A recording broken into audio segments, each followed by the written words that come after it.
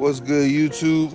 My dog loving this snow right now, and I hope y'all love this next haircut tutorial. Today, we're actually gonna be doing one on a mannequin so I can really show you guys what we do as far as the theory and stuff like that and not have to worry about, my client's time or anything like that. So without further ado, here it goes. All right, y'all, we're gonna kick this video off by doing a horseshoe parting on this mannequin. The reason that I chose to use a mannequin for this video is one, because at this time my client was actually supposed to come, but they didn't show up. So I just grabbed the mannequin and started cutting, and I figured I could record this to kind of show you guys some techniques that I use on different haircuts. So right now we did the horseshoe parting, and we're gonna use block graduation around the perimeter. The perimeter is going to be the highest length on the side where the side kind of blends into the top. So right here I'm using my scissors to cut the perimeter finger length, and number 3 should blend right into it. Now you can see on this side that the hair is a lot shorter than what it's going to be on the other side that I'm working towards right now. So I didn't actually realize this mannequin was kind of a little chopped up when I got it, so I didn't actually realize that it was shorter on one side than the other, and I didn't figure it out until like halfway through the cut. But once I do, we make some adjustments, and everything comes out pretty good. So we did the block graduation around the sides, right? And all that hair that was sectioned off up top, I literally just split it down the middle and bring it to exactly where the block graduation is. So we basically made a line with the block graduation, and then we're making another line with that hair from the top. And that's just to make sure that the hair on top isn't now falling over the side like a undercut. Everything's gonna match together, you know what I mean? There's no way that the length on top will be able to fall over the side and give you that kind of mushroom look.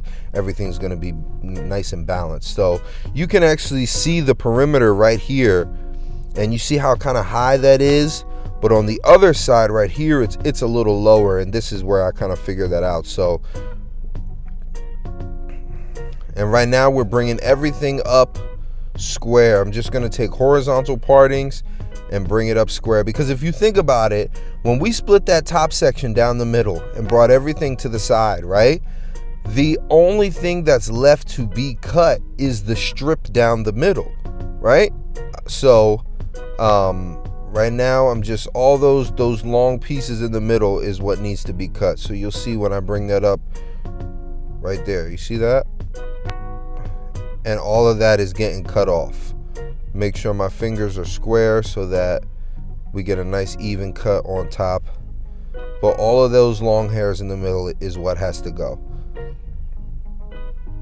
So when you're doing these cuts, when you're doing, scissor length cuts on top, if you start with the block graduation on the side, and if you start with separating the top down the middle, this is all you should have after that. And then from there, it's up to you what you want to do with the fringe. If you want to cut it short, if you want to leave it longer to get like more of a pomp style or something like that in the front. If you want to cut it short, you can do sort of a crop, which is what this video is going to be. But we're just kind of cutting just making sure the corners aren't too sharp. I want to kind of soften them up a little bit, so I'm using point cutting for that. And then the same thing with the fringe. So you can see right here, I'm not cutting the length on the fringe, I'm just layering it so it's not so heavy. So if you find that the fringe on your haircuts is a little heavy, just pull it up like this. Take vertical partings and pull it straight up or kind of out from the head, and it'll kind of soften that fringe up. And you see here on this side where I said the perimeter was a little high, I'm trying to right now kind of figure out, okay, what are we gonna do with that? Because obviously it's a mannequin, so the purpose of it is to be able to practice, and things like this happening is a good thing, because now you you learn, okay, if this happened in real life, how would I adapt to this situation? So what I'm gonna do is kind of start at the highest point and bring the fringe kind of straight across, but I'm gonna leave a piece on the other side and give it sort of like a little accent piece. I think it's gonna be kind of cool when it's all said and done. So see right there is gonna be the accent piece. It's gonna be something small, nothing crazy.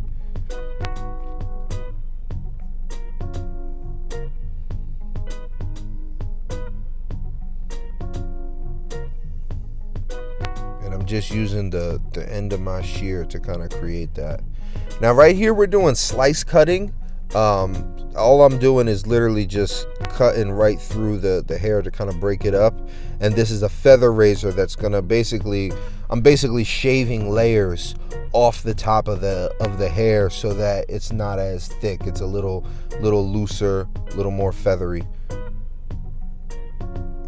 All that stuff is just going to give it more texture. So the slice cutting gives it texture, the feather razor gives it texture, cutting square layers gives it texture, because it's going to be a crop, so we want it to be super textured look when it's all said and done. And right here I got the diffuser on the blow dryer, and I'm just scrunching that hair up to kind of give it that look.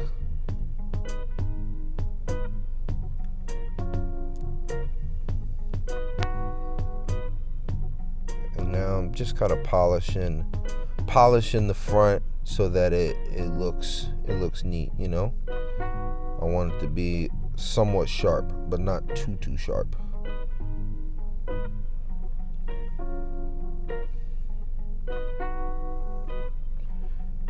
And right here we're going in with the number 3 on the Babyliss FX clipper.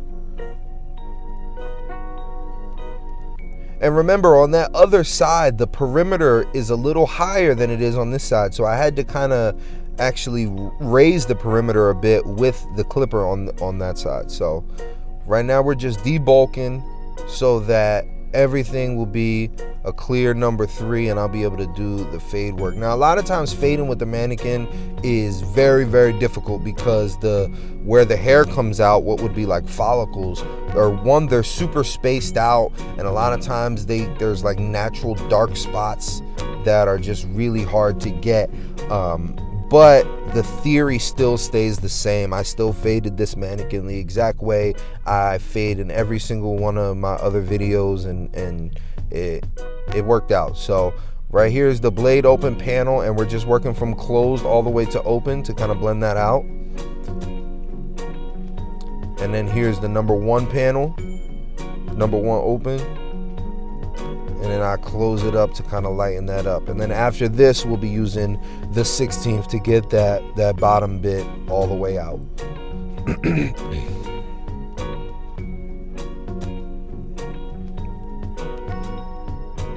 I suggest, if you guys have access to Mannequins, maybe from like barber school, or if you want to go on Amazon to grab some, I suggest that you do, because they really are a great way for you to practice haircuts. And what would you do if you were in a certain situation, if it's chopped on one side but there's a little bit longer on the other side? How are you going to adapt? Just like what I have in this video. So definitely want to get you some Mannequins so that you can practice and practice and practice. Practice doesn't make perfect, but it will make progress. So do not stop practicing.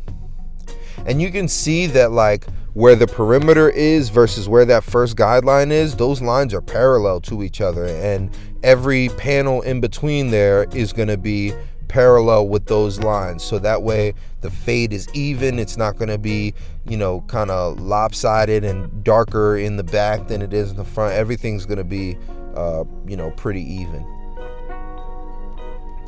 So now you can see here I'm kind of going in with the clipper like teeth first, and normally I don't like to do that. I like to come in with like the heel of the blade and kind of like coast up the side. But because it's a Mannequin, the ears don't move, So to get the clipper kind of like around the ear, you have to tilt it a little bit. So if anybody is in the I don't know, the invention business, somebody should invent a mannequin with flexible ears so that you can still flip the ear down when you're doing your fade. That would be very helpful.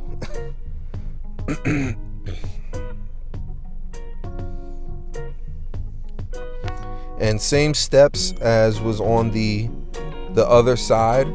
We did the blade open panel, we blended that out, then the one open panel, and we worked to the one close, then the 16th, and now here is the number 2, which is going to blend into that 3 that we did originally.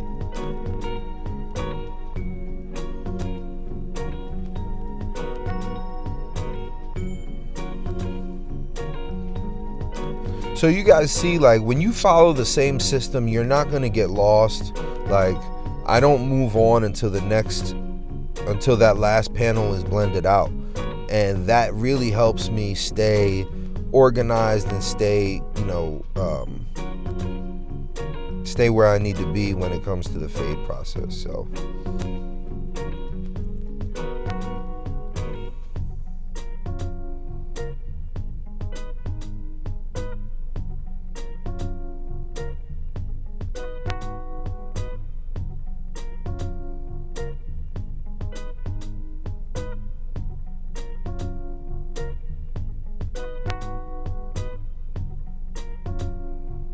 and right here, I'm just taking the Slimline Pros just to kind of bald out everything that was at the bottom, and that'll be it. We'll be done. I mean, I think I'd do a little bit of refining techniques just on the ridge right there. Trying to refine that ridge with my scissors, but basically that is the steps. As far as the top goes, I mean, it's really easy, pull everything to the side to your perimeter and then bring it up square, bring it out to the side and then bring it up square, and you should have a decent haircut on top. And then if you follow the fade system on the side, you should have a decent fade on the side. But all these things are not going to give you a perfect result as soon as you do them. It takes practice and it takes repetition. It takes trying it over and over on different clients and different heads and seeing what works and what doesn't. So right here, I'm just putting some volumizing powder in, and this is the before. And that's the after, dog. Check out the mannequin, yo.